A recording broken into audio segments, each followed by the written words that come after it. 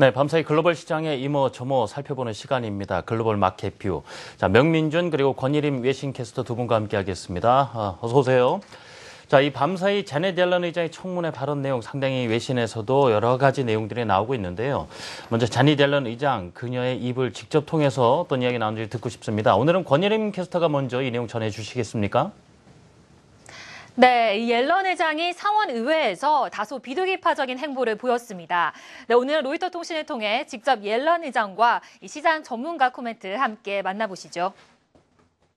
If economic conditions continue to improve, as the committee anticipates, the committee will at some point begin considering an increase in the target range for the federal funds rate on a meeting-by-meeting basis.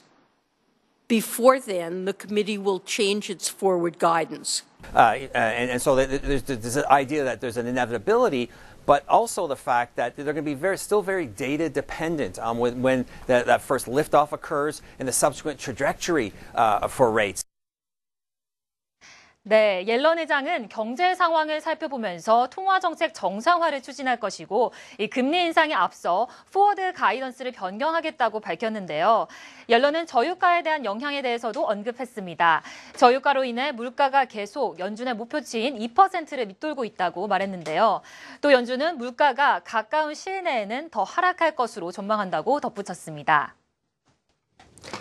네, 바로 이어서 이 명민준 캐스터가 이 자넷 옐런 의장의 발언에 대해서 외신들 어떤 반응을 보였는지도 소개해 주시고요. 미국 증시 마감 상황도 확인해 봐야 되겠습니다.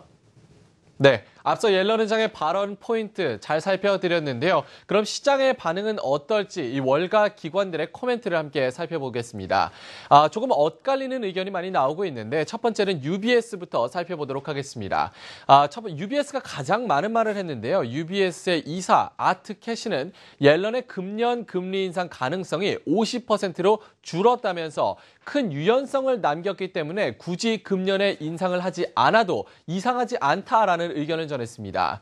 이번 3월부터 인내심 1이라는 문구를 없애도 적어도 2번의 FOMC 회의까지는 인상 못할 것이라는 의견을 비쳤는데요. 특히나 3월에 이 문구를 없앨 것이라는 분석을 내비쳤는데 3월에는 기자회견이 예정되어 있기 때문에 3월에 없애도 옐런 의장이 직접적인 설명이 가능하다라는 분석까지 내놨습니다.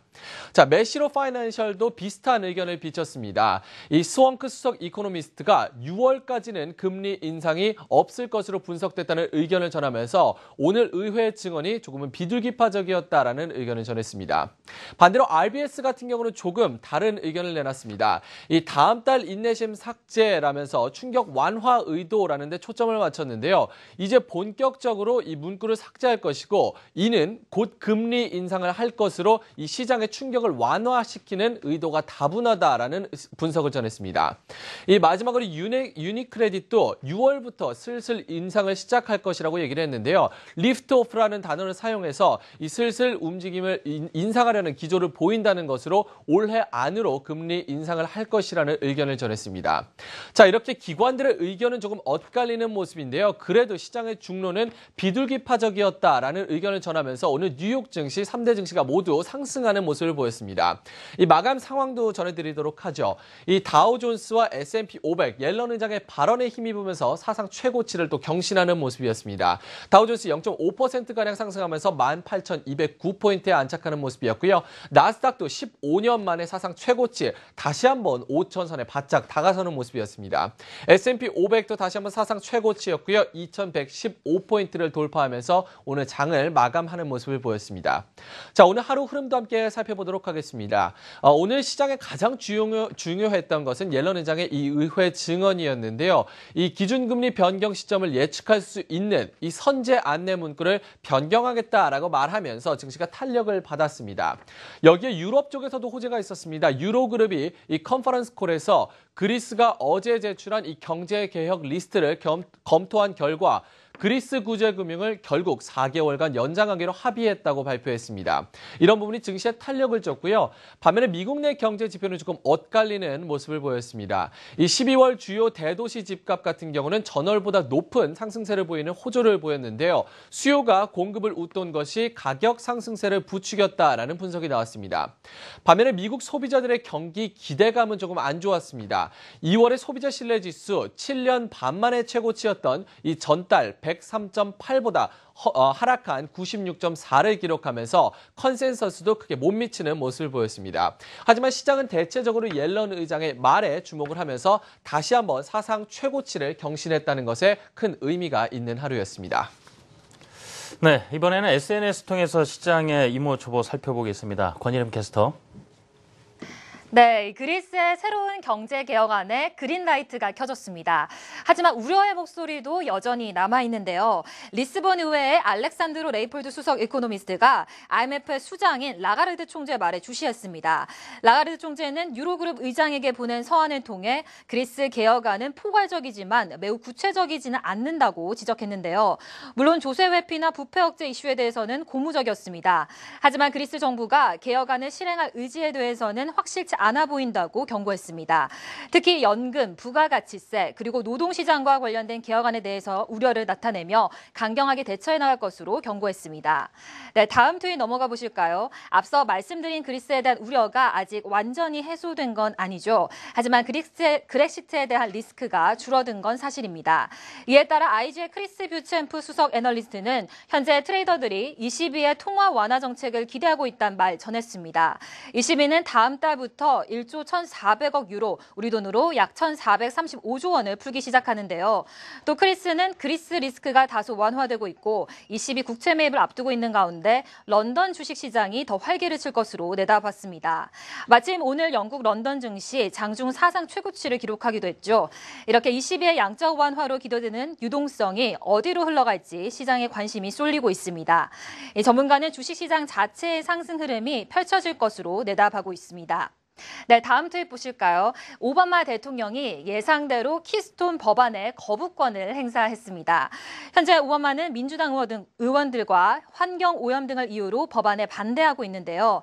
하지만 현재 공화당은 키스톤 파이프라인 건설을 통해 약 4만여 개의 일자리가 만들어지고 에너지 안보를 강조하고 있습니다. 이렇게 오바마 대통령과의 충돌이 더 커질 것으로 예상되는데요. 한편 전문가는 에너지 기업들에 미치는 영향 더 지켜봐야 한다는 분석 내놓았습니다. 키스톤 법안이 통과되면 단연 에너지 기업들에게는 최대 수혜가 되겠지만 아직까지는 관망세를 유지하라는 의견입니다. 네, 마지막 트윗 살펴보겠습니다. 오늘 다우지수 사상 최고치를 찍었죠. 그중 홈디포가 다우 견인 역할을 톡톡히 했는데요.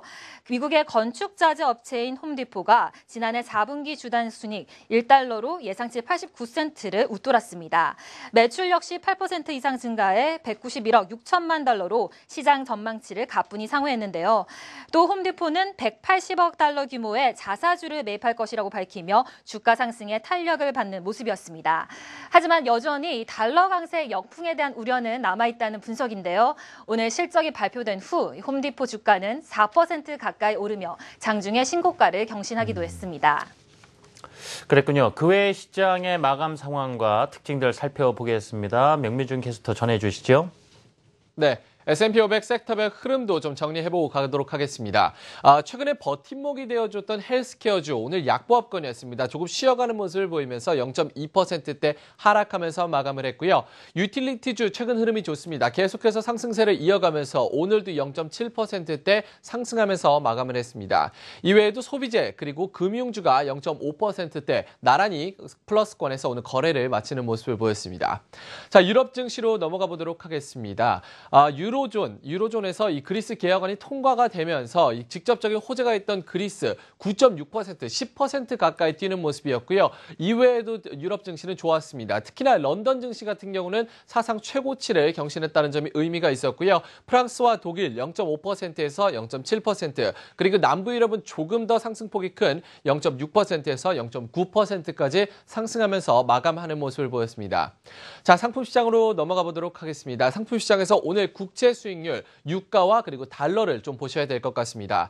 국채 수익률 같은 경우는 옐런 의장의 발언이 비둘기파적이었다라는 의견이 국채 가격에 상승을 부추겼습니다. 이로 인해서 가격과 반대로 움직이는 수익률, 오늘 3.4%대 하락하면서 다시 수익률이 2%대 밑으로 내려오는 모습이었고요. WTI 보합권에서 오늘 거래를 마치는 모습이었습니다. 이 장중에는 상승하기도 했습니다. 리비아의 원유 생산지 두 곳이 중단됐다는 소식에 잠깐 상승하기도 했지만 미국의 원유 생산량의 원유 재고가 예상외로 크게 늘어났다는 소식에 다시 하락세로 전환, 0.3%대 하락하면서 마감을 했습니다. 달러는 조금 강세를 보이고 있습니다. 달러 인덱스가 0.1%, 94레벨대 중반이고요. 엔달러 환율도 118엔대 후반에서 현재 머물고 있는 상황이 되고 있습니다. 네, 시장 상황 잘 들어봤습니다. 두 분 수고하셨습니다.